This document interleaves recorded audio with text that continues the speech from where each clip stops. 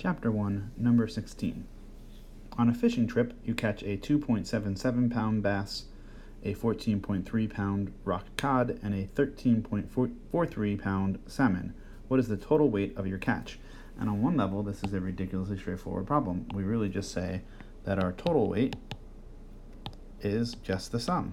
So we say 2.77 plus 14.3 plus 13.43. And then we throw that into a calculator, or we do it by hand, heaven help us, and we get 30.50 pounds, obviously.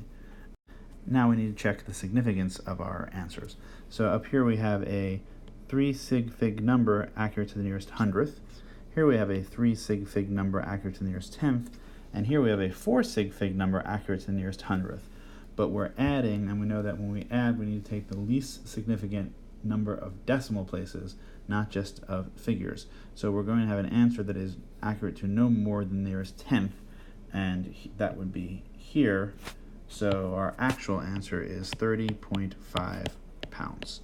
This is a little bit of a bizarre question for Walker to ask, because that's what you get when you just add it up when you have to round or anything, which is strange, but still true.